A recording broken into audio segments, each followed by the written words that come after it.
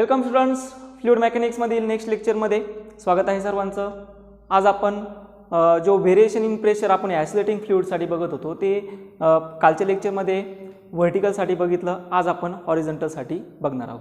चला मग without wasting in time let's begins. So our topic is variation in pressure of the accelerating fluid.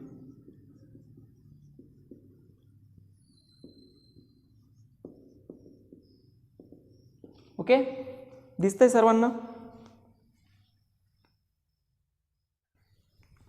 Very good. So today's concept is very important. Previous लेक्चरमध्ये आपण vertical जी काही vessel होती, vertically जर vessel ॲसिलरेट होत असेल त्याच्यासाठी आपण जे प्रेशरचं इक्वेशन होतं ते प्रेशरचं इक्वेशन काल फाईंड केलं होतं. ते प्रेशरचं इक्वेशन सगळ्यांना माहिती आहे. त्याला म्हणलो आपण P2 इज इक्वल टू, किंवा एक सिंपल इक्वेशन आपण घेतलं होतं, P is equal to P0 plus rho multiply by G effective, बरोबर. त्याच्या मल्टिप्लाय बाय काय होतं, H. आता हे जे जी इफेक्टिव्ह होतं ते आपण असं घेतलं होतं, P0 plus rho multiply by G plus A multiply by H. या इक्वेशनमध्ये तुम्ही सिंपल सांगितलं असतं की जी व्हेसल आहे ती vessel accelerating in upward direction. याला सायमल्टेनियसली आपण दुसरं इक्वेशन घेतलं आहे, P is equal to P0 plus rho multiply by g minus a multiply by H. So here is accelerating in downward direction. हे सर्व आपण बघितलं.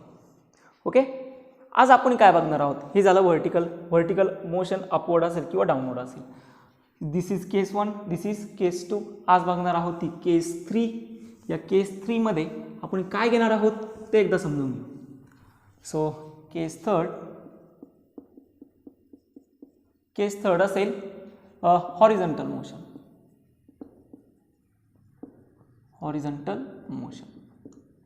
आता before we started the horizontal motion, we have clarified one very important sentence, and that is whenever a fluid is at rest, the resultant force,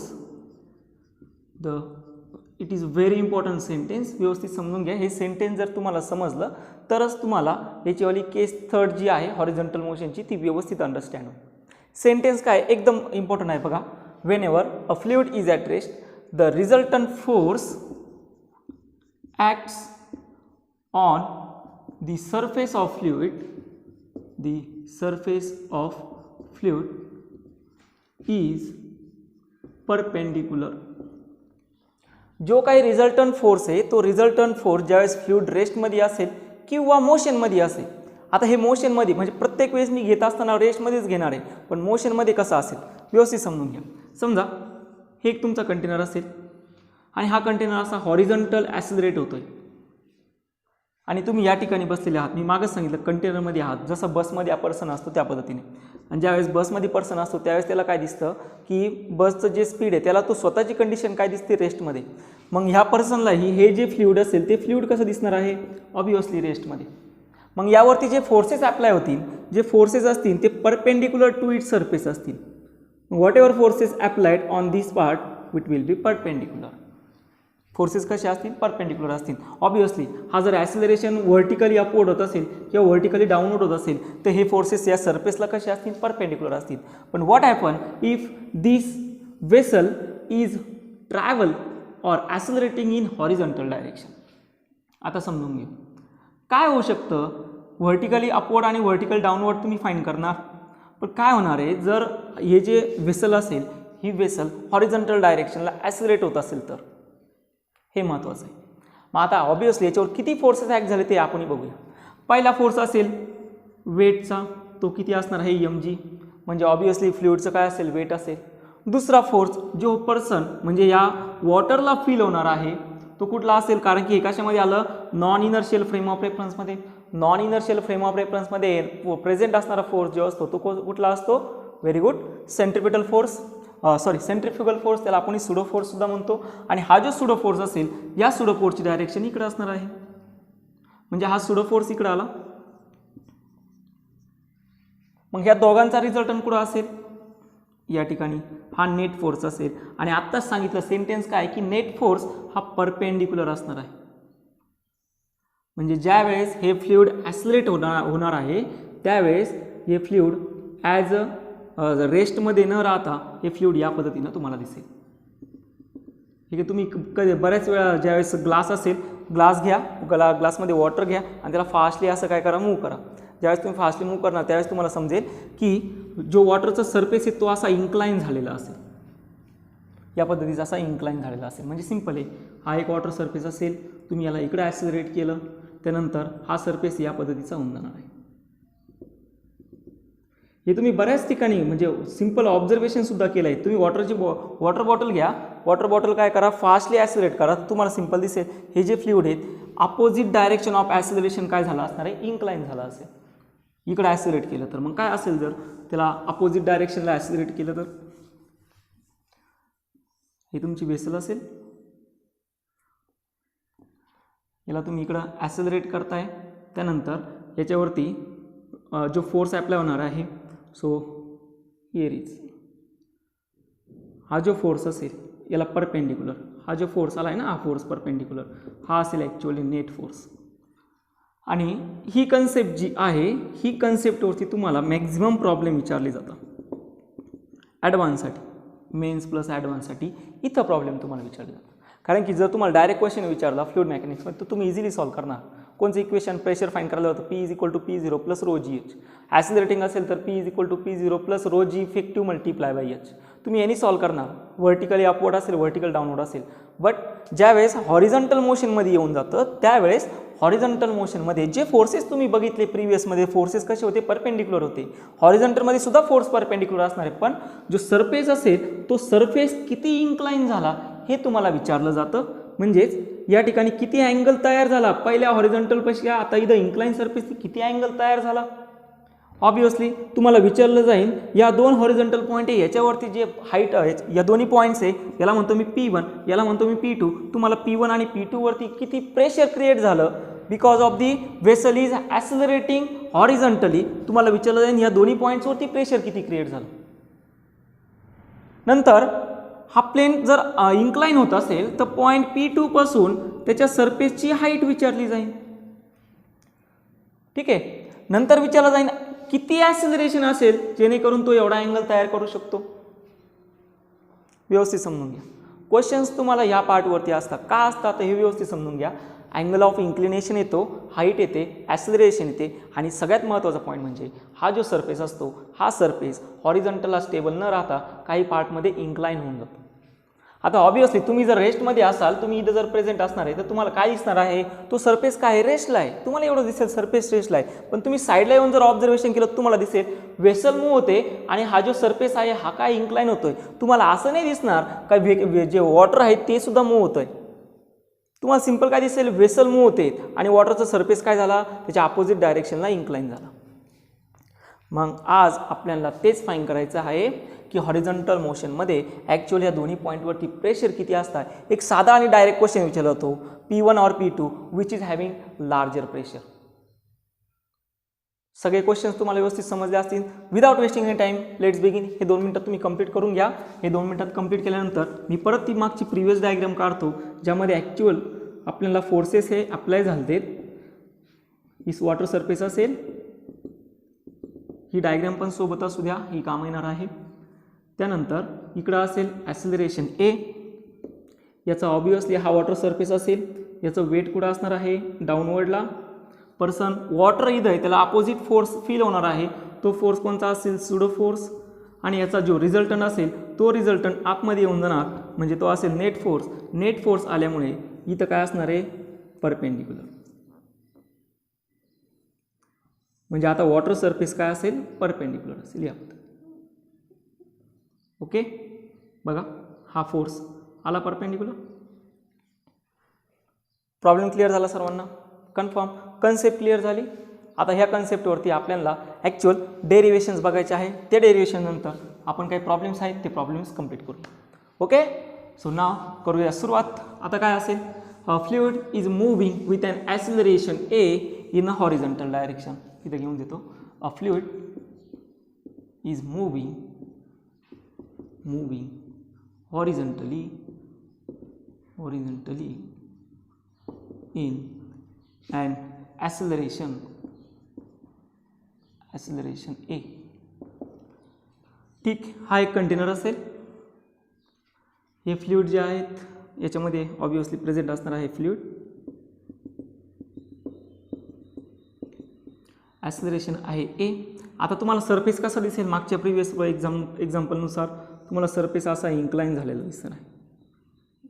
surface कसा दिसेल, incline झाला. तुम्ही याचे प्रॅक्टिकल्ससुद्धा करू शकता घरी. हा सरफेस इन्क्लाइन झालेला असेल आणि तुम्हाला विचारलं जाईल का इथे एक पॉईंट आहे आणि इथे एक पॉईंट आहे, याला म्हणतो मी P2, याला म्हणतो मी P1. या दोन्ही पॉईंटवरती तुम्हाला प्रेशर किती आहे ते फाईंड करायचं. ऑब्वियसली प्रेशर फाईंड करायचं म्हणजे आपण काय करतो, जसं की मागच्या एका चॅप्टरमध्ये आपण मागच्या प्रिव्हियस लेक्चरमध्ये ज्यावेळेस फ्लुइड ॲसिलरेटिंग नव्हतं त्यावेळेस हे फ्लुइड रेस्टला होतं, ॲसिलरेशन ॲब्सेंट होतं. मी तिथं पण कन्सेप्ट क्लिअर करून दिली ती का net acceleration is equal to काय आहे, 0 आहे. आता बऱ्याच वेळेस मी तिथे एक सेंटेन्स वापरलं होतं, मी त्याची आय बटनला लिंकसुद्धा आलेली असेल, तुम्ही चेक करून घ्या. तिथे एक सेंटेन्स वापरलं होतं की ज्यावेळेस ॲसिलरेशन प्रेझेंट असेल त्यावेळेस ही कन्सेप्ट डायनामिक फ्लुइडमध्ये जाते. पण ही डायनामिक फ्लुइडमध्ये कधी असेल, ज्यावेळेस वॉटरचं मोशन आणि या कंटेनरचं मोशन एकमेकांना रिलेटेड असेल तरच ही कुठली कन्सेप्ट असेल, डायनामिक फ्लुइड मेकॅनिक्समधली कन्सेप्ट असेल. पण यावेळेस कंटेनर काय होतंय, मूव्ह होतंय आणि वॉटर जे आहे ते रेस्टला आहे. ते आपण ऑब्झर्व करू शकतो. इनसाइड असेल त्याला काय दिसणार आहे, वॉटर कसं आहे रेस्टला. आउटसाईडला असेल त्याला काय दिसणार आहे, वेसल मूव्ह होतंय, फ्लुइड कुठे आहे रेस्टला. म्हणजे या दोघांमधलं रिलेटिव्ह मोशन नाही. ज्यावेळेस रिलेटिव्ह मोशन वॉटरमधलं किंवा फ्लुइडमधलं आणि कंटेनरमध्ये रिलेटिव्ह मोशन जर 0 असेल त्यावेळेस ती कन्सेप्ट असते स्टॅटिक फ्लुइडची. हे मी तुम्हाला लिहून देणार नाही पण व्यवस्थित समजून घ्या. ज्यावेळेस रिलेटिव्ह, इथं कुठेही रिलेटिव्ह मोशन प्रेझेंट नाही आहे म्हणून ही कन्सेप्ट आली स्टॅटिक फ्लुइडची. प्रत्येक वेळेस मी केस कन्सिडर करतोय का फ्लुइड कुठे आहे, रेस्टला आहे. आणि ज्यावेळेस मी असं म्हणेल की दोघांमध्ये रिलेटिव्ह मोशन आहे त्यावेळेस ती कन्सेप्ट असणार आहे डायनामिक फ्लुइडची.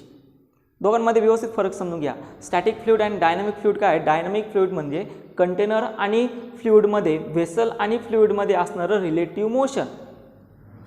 आणि या ठिकाणी मी रेस्ट का म्हणलो, कारण की मला सरळ सरळ दिसतंय का फ्लुइड कुठे रेस्टला आहे, कंटेनर काय होतंय, मूव्ह होतंय. मग ही कुठली कन्सेप्ट आली, फ्लुइड स्टॅटिक्समधली कन्सेप्ट. मग प्रिव्हियस प्रॉब्लेममध्ये आपण घेतलं होतं बघा की 2 हॉरिझॉन्टल पॉईंट होते, ॲसिलरेशन 0 होतं. आपण काय करत होतो, या ठिकाणी एक सिलेंडर ड्रॉ करत होतो. याच्यावरती अप्लाय होणारा प्रेशर होता P2A, याच्यावरती अप्लाय होणारा प्रेशर P1A. सो सिंपल आपण म्हणतो P1 is equal to P2. हे घेतलं आहे आपण प्रिव्हियस लेक्चरमध्ये. ठीक आहे. जसं आपण इथं प्रत्येक केसमध्ये आपण एक इमॅजिनरी सिलेंडर कन्सिडर करत आलेलो आहोत. त्या इमॅजिनरी सिलेंडरची लेंथ होती L, तो इथंही आपल्याला इमॅजिनरी सिलेंडर कन्सिडर करावं लागेल. मग या ठिकाणी P2 आणि या P1 मध्ये आहे एक इमॅजिनरी सिलेंडर. ऑब्वियसली त्याची लेंथ असेल, त्याची लेंथ आपण घेऊया. ती लेंथ असणार आहे L एवढी. इमॅजिनरी सिलेंडर आहे. ओके, बघा असा या ठिकाणी हा इमॅजिनरी सिलेंडर असेल. हे 2 पॉईंट्स आहे. हा आहे P2, इथं असेल P1. याची जी लेंथ असेल ती असणार आहे L1 किंवा सिंपल आपण L घेऊया. यावरती अप्लाय होणारा प्रेशर असेल P2A, यावरती अप्लाय होणारा प्रेशर असणार आहे P1A. त्यानंतर याचं ॲसिलरेशन, रिअल ॲसिलरेशन म्हणजे ॲक्च्युअल फोर्स कुठे ॲक्ट होतोय, तुम्ही या वेसलला इकडे घेऊन चाललाय, वॉटरचं जो इन्क्लाइन सरफेस इकडे आला का, इकडे आला त्याच्यावरती एक दुसरा फोर्स ॲक्ट झाला. कुठला फोर्स, सुडो फोर्स. त्याची डायरेक्शन आहे इकडं PA का घेतो माहिती ना, फोर्स इज इक्वल टू काय असतो, pressure multiply by acceleration. Okay, so fluid कुठे आहे, ऑब्वियसली रेस्टला. इथं सिंपल म्हणणार fluid is at rest, then मग तुम्ही सिंपल काय वापरणार, P2A is equal to P1A plus m multiply by a. या ठिकाणी स्मॉल ए म्हणजे काय, याच्यावाला ॲक्सिलरेशन, कॅपिटल ए म्हणजे काय, याच्यावाला जनरल एरिया. ओके, याला आपण सिम्प्लिफाय अजून करू शकतो. काय करणार, P2A minus P1A is equal to M multiply by A. So P2 minus P1 multiply by A is equal to काय असणार आहे, M multiply by A. We got this is equation 1. दिसतंय? ओके, क्लिअर झालं, शाबास. आता पुढे एकदा व्यवस्थित ऑब्झर्व करून घेऊया की जो मास आहे ते मास आपल्याला कसं लिहिता येऊ शकतं. Mass is equal to density multiply by volume. आता व्हॉल्यूम असेल त्या सिलेंडरचं, व्हॉल्यूम ऑफ सिलेंडर किती येऊन जातं, rho multiply by area multiply by त्याची हाईट किती असेल, यल असेल, म्हणजे M multiply by rho A multiply by L. Mass equation आलं, याला म्हणणार आपण इक्वेशन सेकंड. ते इक्वेशन सेकंड फर्स्टमध्ये काय करून देऊ, सबस्टिट्यूट करून देऊ, म्हणजे येऊन जाणार आहे P2 minus P1 A is equal to mass value किती असणार आहे, rho a l multiply by acceleration a असेल, area and area get both side cancel. So we get P2 minus P1 is equal to असणार आहे rho L multiply by a. हा pressure difference आला, दिसतंय सर्वांना.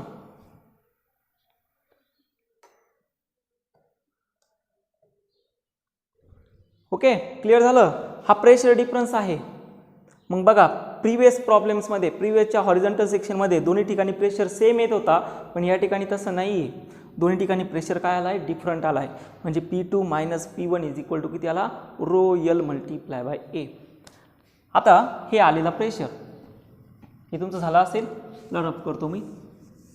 So here we get simple sentence P2 minus P1 is equal to rho L multiplied by A. But question is, which point which is actually feels it is having higher pressure. असा कुठला point असेल जिथे actual higher pressure असेल, P2 असेल का P1 असेल.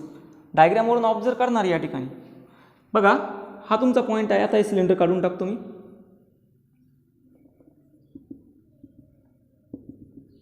व्यवस्थित observe करा. हा या ठिकाणी पॉईंट होता P1, त्यानंतर या ठिकाणी पॉईंट आहे P2 आणि हा काहीतरी हाईटवरती, आणि याची हाईट काय आहे 0. मग यावरती ॲक्ट होणार प्रेशर किती असेल, फक्त ॲटमॉस्फेरिक प्रेशर असणार आहे किती, P0. पण P2 वरती ॲक्च्युअल किती प्रेशर ॲक्ट होणार आहे, तो किती हाईटवरती, एच एवढी. म्हणजे P2 वरती प्रेशर असेल P0 plus rho G H. मग आता तुम्ही सिम्पली सांगणार P2 वरती प्रेशर जास्त असेल का P1 वरती प्रेशर जास्त असेल. 2च मिनिटात तुम्हाला समजेल की P2 वरती P1 पेक्षा प्रेशर काय असेल, जास्त असेल. ज्या हॉरिझॉन्टल कंडिशनमध्ये मागच्या ज्यावेळेस फ्लुइड रेस्टला होतं, ॲक्सिलरेशन वेसलला आपण कुठेही दिलेलं नव्हतं, त्यावेळेस दोन्ही ठिकाणी प्रेशर पॉईंटवरती काय भेटत होतं, सेम भेटत होतं. पण या ठिकाणी प्रेशर काय आला, डिफरन्स आला. ॲक्च्युअल तो प्रेशर डिफरन्स किती आला, rho L multiply by A. आणि तुम्हाला पुढचा क्वेश्चन डायरेक्ट विचारला जातो, which point which is having higher in pressure. कुठल्या पॉईंटवरती मॅक्झिमम प्रेशर असेल. तुम्ही सिंपल सांगणार सर पॉईंट P2 वरती मॅक्झिमम प्रेशर आहे. का मॅक्झिमम प्रेशर आहे, because at the surface of liquid it is having some height. आणि हाईट जर वाढली तर प्रेशर ऑब्वियसली इन्क्रीज होतो. आणि या ठिकाणी जर आलात P वरती, तर P वरती प्रेशर किती आहे, P0 एवढं. सो पहिला पॉईंट क्लिअर झाला. इथं सिंपल म्हणणार the point P2 is in maximum pressure.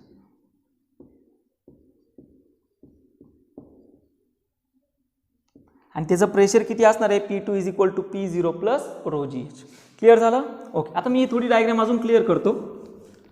आता कुठेही मी फ्लुइड वगैरे घेत नाही, गरज नाही राहिली. तुम्ही आता कन्सिडर करू शकता की फ्लुइड आहे.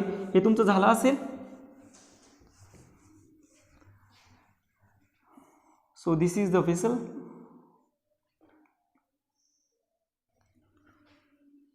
त्यानंतर या ठिकाणी होता पॉईंट, किंवा इथं घेऊया, कुठे घेऊ शकतो, कुठेही, म्हणजे एवढ्या रिजनमध्ये कुठेही जरी पॉईंट घेतला तरी त्याला प्रेशर काय असेल, सेमच असणार आहे. हा असेल P1 आणि हा जो असेल हा असणार आहे P2. आणि जर व्यवस्थित बघितलं तर ह्या सरफेसनी इथं काहीतरी अँगल तयार केला आहे. मग तुम्हाला आता विचारलं जाईल हा angle of inclination of water fluid किती. हा अँगल ऑफ इन्क्लिनेशन असेल ना, म्हणजे हा जो सरफेस होता हा किती इन्क्लाइन झाला, त्याच्या हॉरिझॉन्टलपेक्षा किती इन्क्लाइन झाला हे तुम्हाला विचारलं जाईल. So second condition to find the angle of inclination.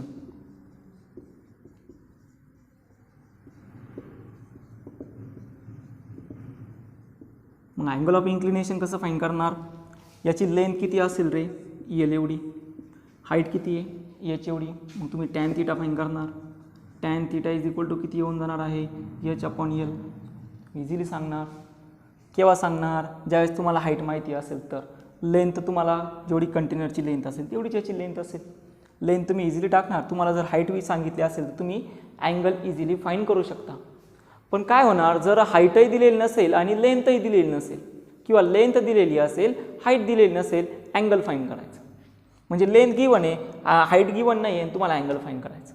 मग त्या कंडिशनमध्ये आपण इथं 2 पॉईंट्स घेणार. हा आहे P1, हा आहे P2. मग इथे म्हणणार द प्रेशर, मागच घेतलं आहे बघा, the pressure at point P2 is. P2 वरती किती प्रेशर असेल तुम्ही सिंपल सांगणार. P2 वरती किती प्रेशर आहे, P2 इज इक्वल टू ॲटमॉस्फिअरने अप्लाय केलेलं प्रेशर P0 आणि किती हाईटवरती आहे H एवढ्या, म्हणजे येऊन जाणार आहे P0 plus rho G multiply by H. Equation number 2. हे कुठं फाईंड केलं तुम्ही, पॉईंट P2 वरती प्रेशर फाईंड केलं. Similarly the pressure at point P1 is. मग P1 वरती किती प्रेशर असणार आहे, P1 या ठिकाणी काही हाईट आहे का नाही, P1 वरती किती प्रेशर आला, P0 एवढा. म्हणजे तुम्ही सिंपल घेणार P1 इज इक्वल टू किती असेल, P0. इक्वेशन नंबर 3 आपण सबस्टिट्यूट करणार इक्वेशन 3 इन इक्वेशन 2 मध्ये. दिसतंय, ओके. सिंपल आपण काय म्हणणार, इक्वेशन 3 इक्वेशन 2 मध्ये सबस्टिट्यूट करून देऊ. सबस्टिट्यूट करून दिल्यानंतर काय होऊन जाणार आहे, P2 is equal to P1. P0च्या ऐवजी किती असणार आहे आता, P1 plus rho G multiply by H.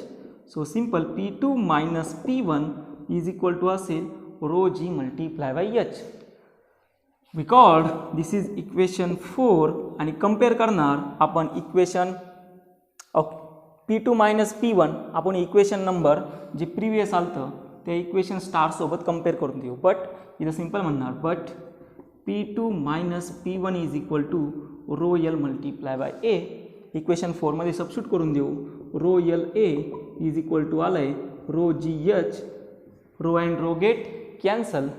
So we get A upon L is equal to H upon किती असेल, sorry A upon G is equal to असणार आहे H upon L. Record this equation number 5. आणि पुढे आपण simple म्हणणार. हे झालं असेल तुमचं सर्वांचं. पुढे काय करणार, a upon G is equal to काय आलं, एच अपॉन एल. पुढं एच अपॉन एल म्हणजे काय आहे, टॅन थीटा. सो इथे म्हणणार सबस्टिट्यूट 5 इन इक्वेशन 1.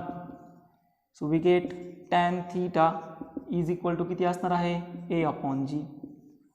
आता मला सांगा, तुम्हाला ती जी व्हेसल होती त्या व्हेसलचं ॲक्सिलरेशन तर दिलं असेल ऑब्वियसली. जी तर तुम्हाला माहिती आहे, तुम्हाला अँगल भेटू शकतो. सो या ठिकाणी आपल्याला 2 टॅन थीटाच्या वेळा इक्वेशन भेटलेत. Tan theta is equal to दुसरा असेल एच अपॉन एल.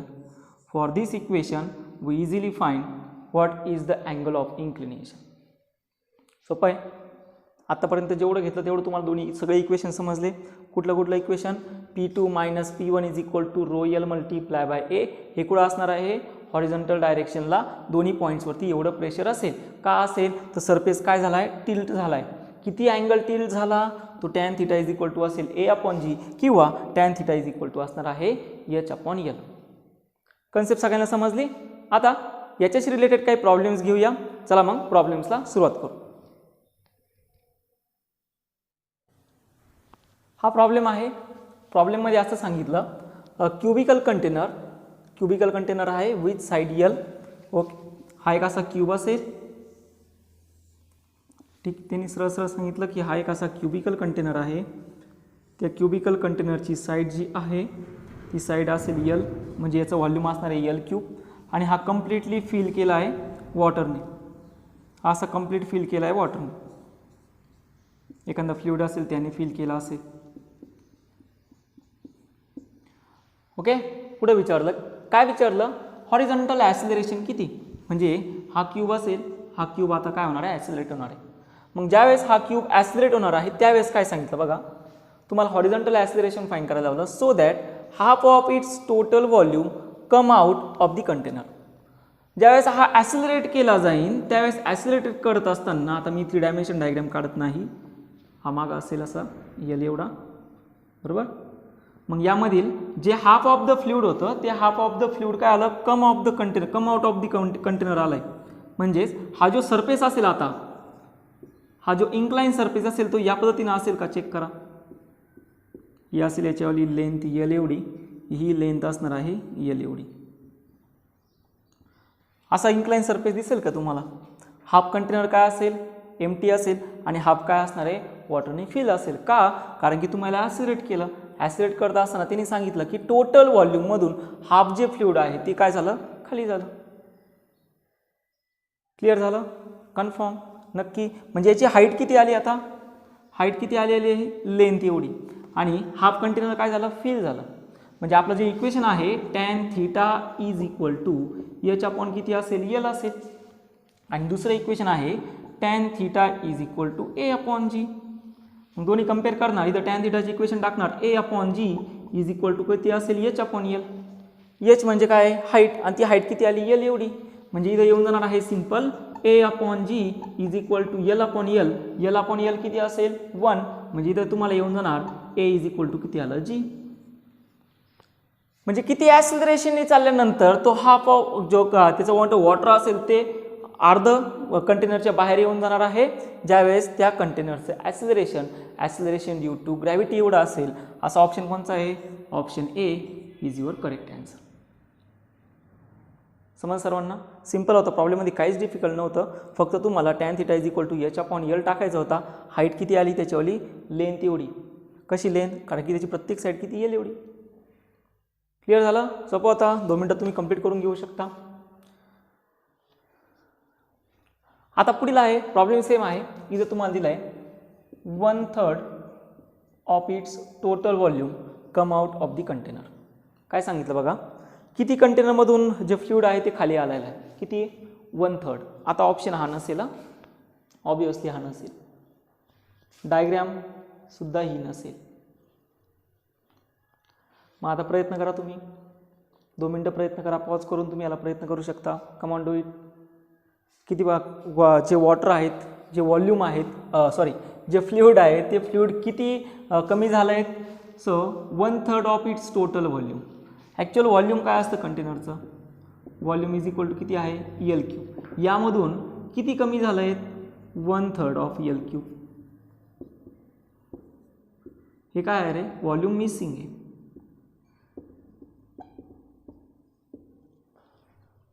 बरोबर, सॉल्व करा पटकन. किती येतं सांगा. चला मग आता सॉल्व करू. काय आलं असेल तुमच्याला ते, ठीक आहे, सोडवायचा. चला काय येतं बघूया. कंटेनर होता, कंटेनरमधून किती आता कमी झाला आहे, 1/3 कमी झाला आहे. म्हणजे याची जी डायग्राम असेल ती डायग्राम या वेळी येते बघा. ही याची डेप्थ असेल, ही डेप्थ किती असणार आहे, यल एवढी डेप्थ. याची हाय यल, ही पूर्ण काय असेल, लेंथ असेल. ही याची काय असणार आहे, लेंथ एवढी असेल.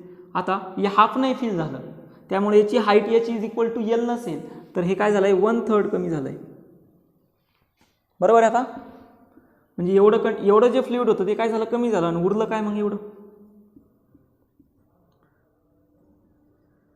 मग आता हा सरफेस किती हाईटवरती आहे, ती हाईट आपल्याला फाइंड करावं लागेल. ही काहीतरी हाईट असेल ना त्याच्यावर. आता H is equal to L नाही आहेत, आणि कोणी H is equal to L/2 सुद्धा येणार नाही, कारण की हा सरफेस काय 1/3 आहे. हा माहीत नाही आता किती. ठीक आहे. आता याचं व्हॉल्यूम आपण फाइंड करून घेऊ. आता हे व्हॉल्यूम मिसिंग किती आहे, ॲक्च्युअली हे गिवन आहे व्हॉल्यूम मिसिंग 1/3 मल्टिप्लाय बाय काय असणार आहे, यल क्यूब. ॲक्च्युअली याचं व्हॉल्यूम मिसिंग किती येणार आहे, म्हणजे आता याच्यावरली लेफ्ट हँड साईड आपल्याला टर्म फाइंड करायची आहे. व्हॉल्यूमचा फॉर्म्युला काय असतो, एरिया मल्टिप्लाय बाय हाईट. बरोबर. मग याचा एरिया फाइंड करणार आहोत. बरोबर. एरिया मल्टिप्लाय बाय काय असेल हाईट. एरिया किती असेल 1/2 या अर्ध्या पार्टचा एरिया. हाफ ऑफ लेंथ किती आहे यल एवढी आणि याच्यावाली जी ब्रीथ आहे म्हणजे याच्यावाली depth.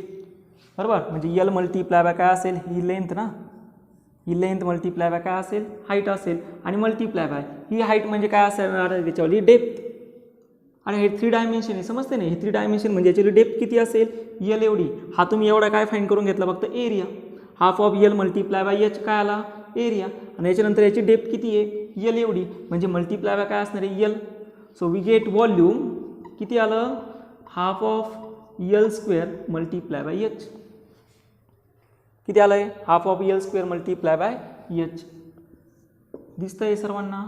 Because this is equation 2 and this is equation 1.